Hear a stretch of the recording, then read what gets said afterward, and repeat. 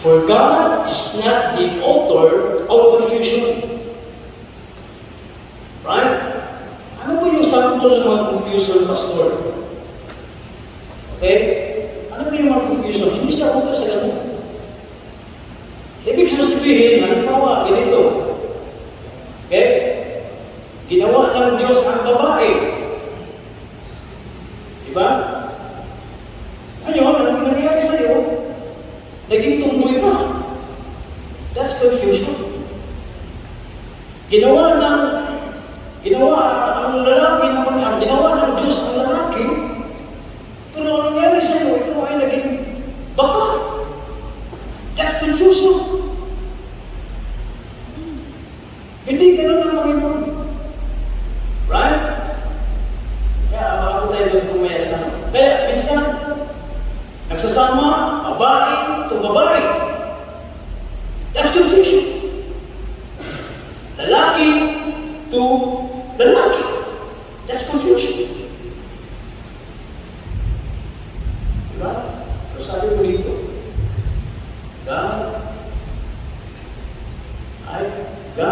God is not the author of confusion, but of peace, as in all churches of the saints. Tayo kasi, tinanggap natin ang Panginoon bilang aming kapalitas, tayo tinawag na santo, buhay na santo. Tayo ay tinawag. So, ibig sabihin, nilagay ka ng Panginoon, nalitas ka, pinatiskuhan, nilagay ka sa isang eklesiya, para ikaw ay palakihin spiritually. Okay, masakit na tayo. Ang akala kasi natin, physically, halimbawa ikaw ay 45. Wala ka pang Kristo. Right after you receive Christ as your Lord and Savior, no? You are born again. Natawag ka sa spiritual. Hindi ibig sabihin na ikaw ay 45 physically. No? Pagdating sa eklesiya, sa divine na ng Panginoon, ikaw ay 45 din spiritual. Hindi po. Kaya tawag dito, newborn babe is desired as himself. Physically, you are 45, but spiritually, you are a child. Kaya mayroong pastor na magpapakain sa iyo, mag-feed with milk para ikaw ay tumubo at maging matutuka. Para hanggang sa ikaw ay lumaki spiritually, maging perfect na spiritually, hanggang nagamitin ka ng Panginoon kung anong gift na ibigay sa Panginoon. Pag ikaw ay lumaki na, kung ikaw ay pastor, maging pastor ka. Pag ikaw ay maging evangelist, maging evangelist ka. Pag ikaw ay maging teacher, pero saan ang galing yan? Doon yan sa church. Pero as what I have said, ang nag-lead ng church na lagi. Right?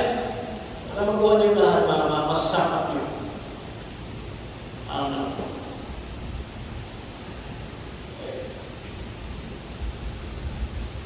Hindi ako makalimutan sa topic nito kasi because very extreme siguro may rin. Alam mo, meron akong alam na wala talagang pastor pero ito maganda ito kasi talaga ko. Right? So, bakit kaya walang pastor ng Baptist? What are the basis pastor? Ano ba yung basihan ng pastor? Number 1, punta tayo, number 1. In 1 Timothy chapter 2, verse 13. Number 1. Nandiyan sa ano natin. Bakit walang pastoral? Why? Because for Adam was first born, then Eve. Ang unang nilalang ng Panginoon siya na hindi sa iba. Kaya hindi pwede. God is the author of, hindi siya author of confusion. Kaya, ang unang nilalang ng Panginoon, isang lalaki bago sa iba. Now, ang Panginoon, sabi ng Panginoon, upon this rock, I will build the church, and then God will use a leader. Lalaki talaga. Why? Because Adam was unang before kay Eve. Kaya wala talagang pastoral sa New Testament church. O walang pastoral sa Baptist. Kaya marami nagagaling sa atin, mga Baptist doon sa San Jose. Kasi ang dami mga pastoral doon. Halos namimig sila doon. Namimig sa dami. Ang tawag pa nila sa amin mga Baptist, pastors na ako dito. Kasi tawag nila sa amin, sila, mapatawag sila ng pastoral, pero kami mga lalaki, ang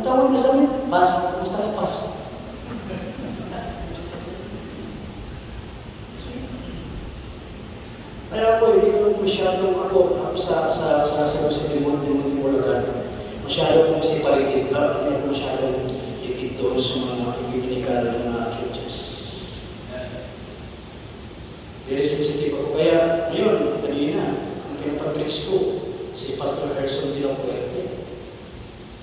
Ayaw kong makipag-mix. There are some also Baptists there. And some Muslim mong Bulacan. Ang ibang doktrina na hindi pinuturo sa amin. Sinabi ko man kapastolitan yun eh. Sabi ko kapastolitan, grabe ng mga Baptist. Kaya ako, namimili na ako. Kung wala ako dun sa church, namimili ako ng isang pastor kung sino ang mag-preach doon sa akin. Kasi meron ko mga Baptist doon, pastor ah. Pero kami, hindi ko alam yun na gano'n pala ang doktrina nila regarding sa Virgin Birth of Mary. Sabi nila, Pastor, hindi mo lumabas si Jesus Christ sa puerta ni Mary. Hindi ba? Hindi na. Eh, paano lumabas si Jesus Christ sa puerta? Hindi lumabas siya sa dito. Hindi naman si Sakya, pero lumabas siya sa puerta. Kaya hindi na ko nagkipag-fellowship. Baptism. Yes, baptism.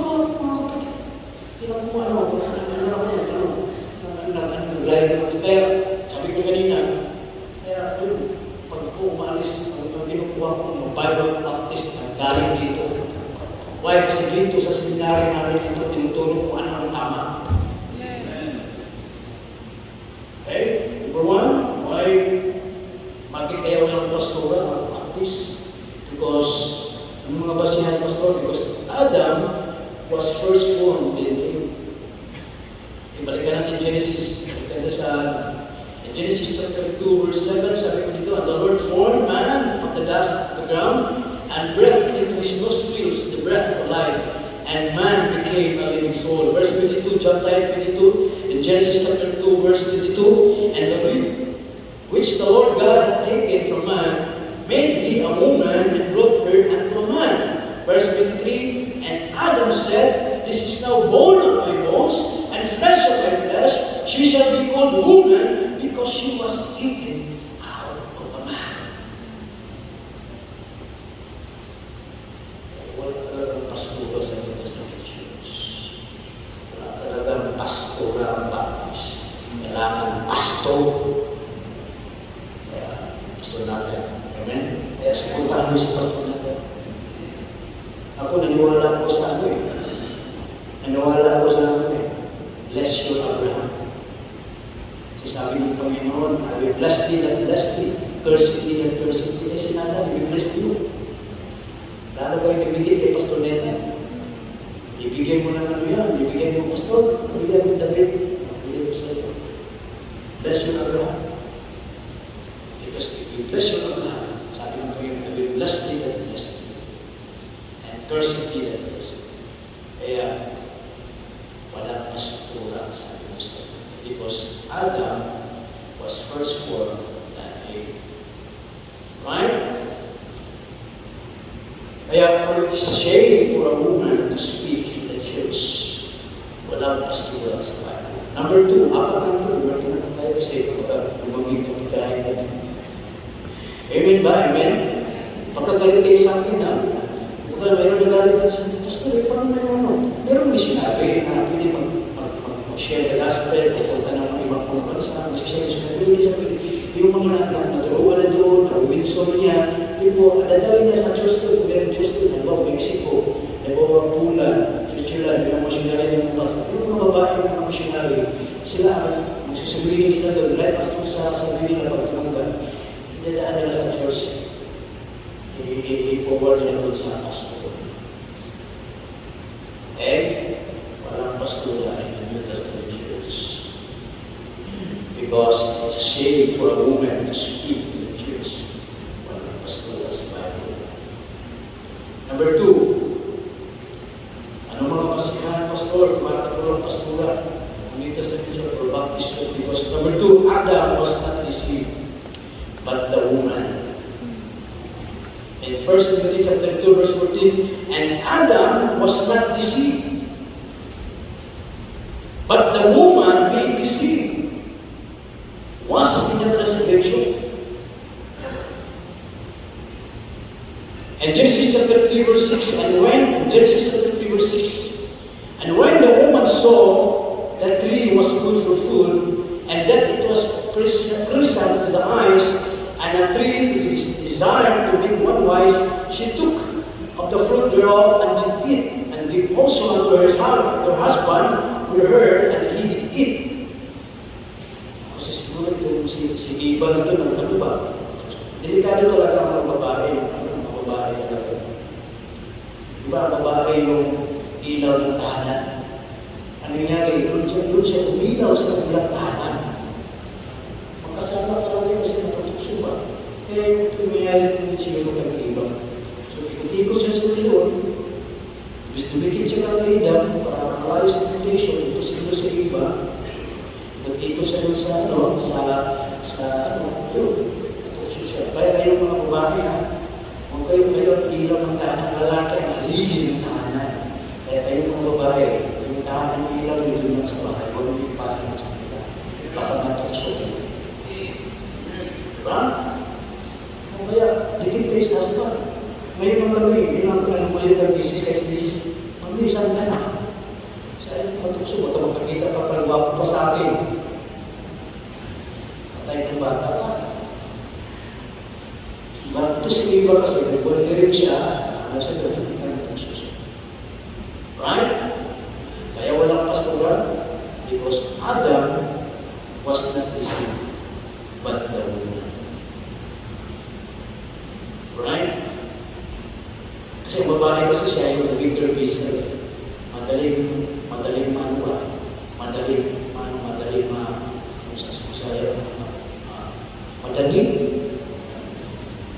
ba? Huwag yung sabihin sa akin na pastor, hindi ka naman malunong Bisaya, gusto ko lang strict pa. Kasi meron di ba kasi pag pumunta naman nila to dito, hindi na marunong Tagalog, alam Bisaya. Ako, ginawa ko lang ito ha, mga kapatid, para strict yung preaching ko kasi ayaw ko magkaroon dila. Diba? So, ganun. Right? Eh, yung sabi ng 1 Peter 3:7, alam na natin, ang babae is ay weaker vessel. Kaya mga babae, stick. Kung wala naman kayong ginagawa sa bahay, yung may lakad mo kayo, pero wala. Right? Number 2 na po tayo, sa apat na po. Bakit walang pastora sa New Testament Church or sa Baptist Church? Number 3, because husband or man is the head of the wife. Ang sabi ng Ephesians chapter 5 verse 22 to 24, wives, submit yourselves unto your husbands as unto the Lord. Isa sa dahilan kung bakit sa amin sa San Jose, isa sa dahilan kung bakit marami mga pamilya doon is broken family. Why? Because nag-lead sa pamilya nila babae. Pinuto nila ang chain ng order ng Panginoon. Ano bang order ng Panginoon? God, Jesus Christ, man, woman. Ano nangyari? Kaya sila nabungkag ba?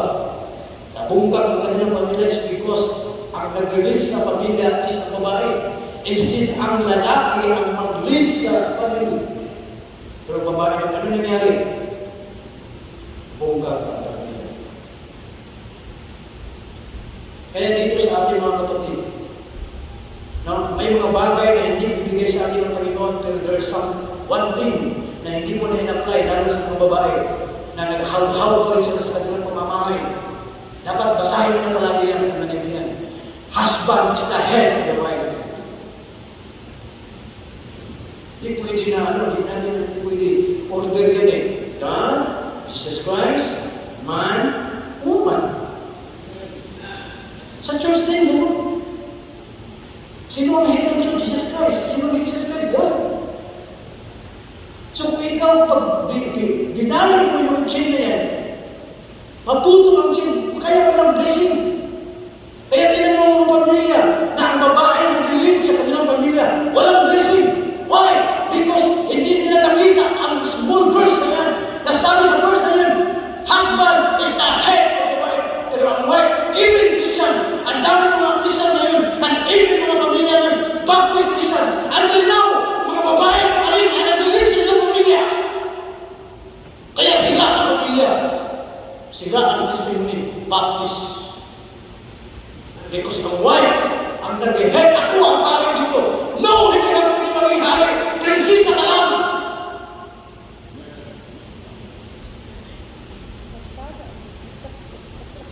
Because husband or man is the head of the wife. Kayo din mga babae.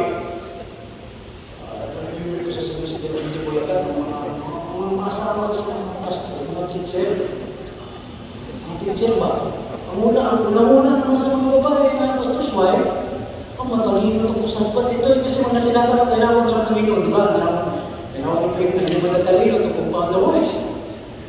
Alright, at that, kung nag-graduate na ang pastor na nakaasawa sa mga teacher, ito, sa bahay ng teacher, sigurado ito, pagdating sa mission, ito. Para mabuhay mo na, ganun ba? Pero ano nangyari ito, dapat mo lang? Ano nangyari? What happened? Ang babae na napunto sa mister niya, pastor yun. Sila. Kaya tayo din, even member in the church, huwag kayong mag-lead mga babae. Submit yourselves to your husband. Ang trabaho namin bilang husband is to love you. Kahit ang mga katawan mo dati sexy, until after 40 years, after, nabahal ang katawan mo dati. Bakit dati? Ano ba? Yung it was, after 25 years, naging family size na. Naging kaya kami mga lalaki, wala kami gawin kundi to love you. Kahit mabago man ang postura niyo, ang responsibilidad namin is to love you. Pero hindi niyo trabaho yan mga women or mga ladies na kayo mag-take over kayo sa authority ng isang lalaki. The same thing dito sa church, mga kapatid. Dito rin sa church. Kaya dito sa ating Baptist, hindi po din na mag-lead na maging pastora. Kaya tayo po, we are separated from other denomination. Why? Because tayo, we believe as Baptist is a New Testament Baptist and the New Testament Church. We believe na ang mag-lead sa church is a pastor. It should be a pastor, not a woman. Huwag natin baligin ang gusto ng Panginoon. Huwag natin baligin kayo din mga babae sa weekly your husband. Naalala niyo yung maganda ko sa Sarah ng Abraham. Inisulpan siya. Diba? Because husband or man is the head of the wife. Kaya walang pastora in the New Testament Church o walang pastora sa Baptist Church.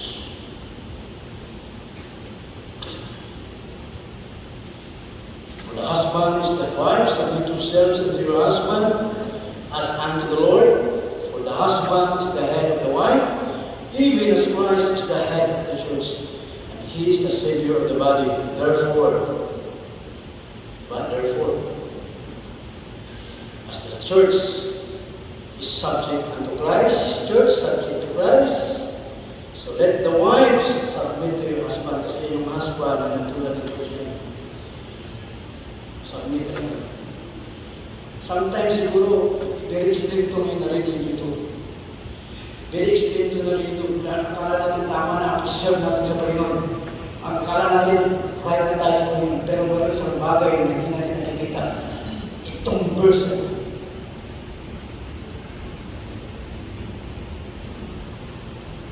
right?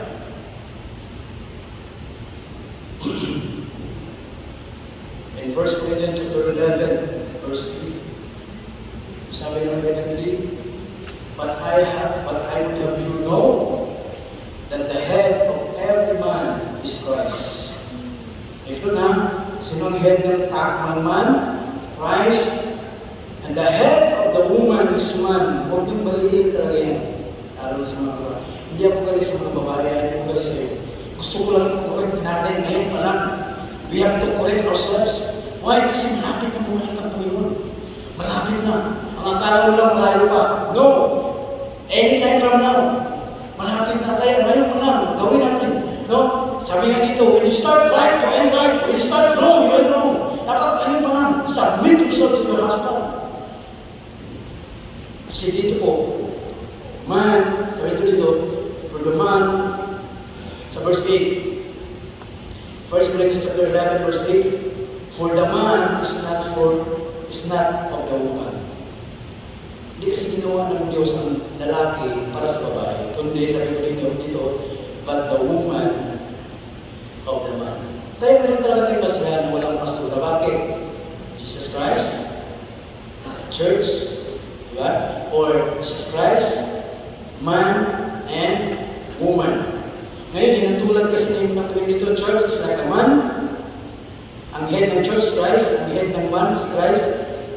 Kaya, babae ay under dito, babae under sa man. Kaya, ang New Testament, wala talaga pastura. Kaya, pasalamat tayo na sa tama tayo. Amen? Salamat po tayo. Sabi ko sa verse 9, in 1 Corinthians 11, verse 9, neither was the man created for the woman, but the woman for the man. Imagine? Dapat yung mga words na yun, i-meditate natin. Babae pala po, ako pala magsabi. Kahit ganun. Kaya sabi ko kanina, ang mga nasawa sa mga, kasi kahit bakit ang padre pa rin mga pastor sa wife? Kasi ang mga wife lang natin, sila yung gumagawa ng mga tayo. Yung sinya sa babae, mali yan. Siya lang ng babae, mga tayo, siya ang gumagawa. See? Porque gano'n ang asban nyo, tapos gano'n na lang. So, sabi pa rin, kasi yung order mo yan, order yan, hindi pwede marami na babae, lalaki, hindi pwede na ito, di ba? God, Jesus Christ, church, di ba? Or God, Jesus Christ, man, woman, hindi pwede na ang woman, siya yung sumunod kang Christ, hindi pwede yun. Kaya simple sa New Testament church, sa pag-lead ng church, lalaki talaga. For it is a shame for a woman to speak in a church. That's not. Amen? Okay, number 4. Last. Because male is holy unto the Lord. Basahin natin sa Luke chapter 2, verse 23. Kasi ang lalaki pala is holy unto the Lord. Kaya kayo mga lalaki, special na kayo, special na tayo. Kaya hindi naman ibig sabihin na hindi special ang mga babae. Hindi ko naman ibig sabihin na discriminate mo yung babae. No. Ang business ko lang dito mga kapatid is yung order kung ano yung tama. Right? Sabi ko dito sa Luke chapter 2, verse 23. Sabi ko dito, as it is written in the law of the Lord. Yung law of the Lord, kung ibalikan natin sa 34, kanina sa binasa natin sa ito po yung sinasabi ng law. Yung binasa natin sa 1 Corinthians chapter 3, verse 34, sabi ko dito, let your woman keep silence in the church. Okay, for it is not permitted unto them to speak, but they are commanded to be under obedience, as also said the law. Itong law na ito po yun. Sa number 4. Because male is holy unto the Lord, as it is written in the law of the Lord. Every male, lahat ng mga lalaki that open the womb shall be called holy to the Lord. Narinig mo niyo ano? Narinig mo niyo kumuha sa Kristo lang ng mga disipulo, sino pag-iunan niya? Mga lalaki naman. Diba? Minsan nga nagpapakain na yung DVD, di ba? 5,000, ang binilang ng lalaki, hindi binilang babae. Hindi ko sabihin na diniscriminate ko yung babae. Ang bilang dito, ang pagod po dito. Nakaraang ng pastor dito sa Diyos. Ngayon kayong mapanood sa social media na may mga pastora, huwag yung pakinggan. Akala mo lang tama. Kaya sabi doon sa Diyos, is the way to see it, right and command, but the way to love is of course, instructions are dito sa verse. Right? Because male is holy unto the Lord. Kaya ano sabi sa ano? 1 Corinthians 14, verse 34, let your a woman keep silence in the churches, for it is not permitted unto them to speak, but they are commanded to be under, as also said the Lord. Kaya kung meron kayong mga kaibigan ng pastura, huwag mong tawagin pastura. Sis lang. Gusto lang kasi pag tinawag ng pastora yan, ibig sabihin, ano ka, di ba sabi ng Panginoon, no? Not equally together bilang believers. Ang believers na hindi ko sa kanila eh. Okay, because dito pa lang, sila hindi na tinama. Kaya tayo mga lalaki, yung feeding din, no? Yung feeding dito sa 4,000, 5,000. Mga babae ng panahon, hindi na sila. Kaya tama yung helmet, katuwang lang sa mga lalaki. Tama yung hindi kasi pwedeng sirain ang salita ng Panginoon na i-repeat mo ang will. Ang Panginoon kasi meron siyang tamang will, pero ang ginawa ng mga tao, they are reinventing the will. This, ang Panginoon natatag sa Ecclesia to lead by a pastor, sabi ng Jeremiah, ano ginawa ng mga tao? Pinalitan nila ng babae. Di ba reinventing the will? Dinalay nila ang gusto ng Panginoon. Sabi niya, pastor, hindi. Basta ako, hindi. Why? Kasi ako naniwala sa salita ng Panginoon. Ang Panginoon naglagay ng pastor sa church. Hindi babae. Kahit ano sabihin nila.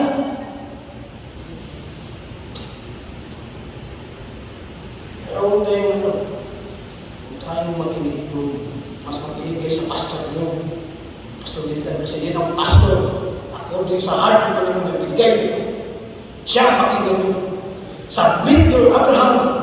Mahalin mo Abraham mo. Why? Para kayo ay bless. Kasi sabi niya, I will bless thee that bless thee and curse thee that curse thee. Kasi nasa tama po tayo. Pakinggan niyo yung pastor.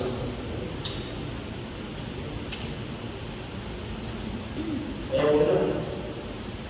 Pastora. Sa Testament. Kaya walang pastora ang baptist. Kaya ba? Pastora. Alam mo na yung pastor. Diba? Kasi Adam was first born in Eve. Malawa, Adam was not deceived. Hindi sila deceived. Kundi si Eve. Number 3. Because the husband or man is the head of the wife. Therefore, hindi na last. Because Mary is holy. Ngayon ba? Kaya wala tayong pastora. Kaya tayo po tayo. Basahin po natin ulit yung ang text po natin. Kaya kung mga babae ayaw ko na meron kayo natutunan. Hindi natin pwedeng i-overtake ang lalaki. Kahit sabihin, hindi matalino, overtake mo, ano ba, ay i-assort, ikirap mo yung kapangyarihan na hindi pwede. In 1 Corinthians, basahin po natin, verse 14 to 32 to 35. Sabay-sabay ko tayo magbasa. Hindi na ako lang magbasa, ako lang sabay-sabay tayo. Okay, 1 Corinthians chapter 14, verse 33 to 35, ready go. For God is the author of confusion, but of peace, as in all churches of the saints. 34, let your women keep silent in the churches, for it is not permitted unto them to speak, but they are commanded to be under obedience, as also said down. Number 35, and if they will learn anything, let them ask their husband at home, for it is a shame for a woman to speak in the church. 1 Timothy chapter 2, verse 11 to 14.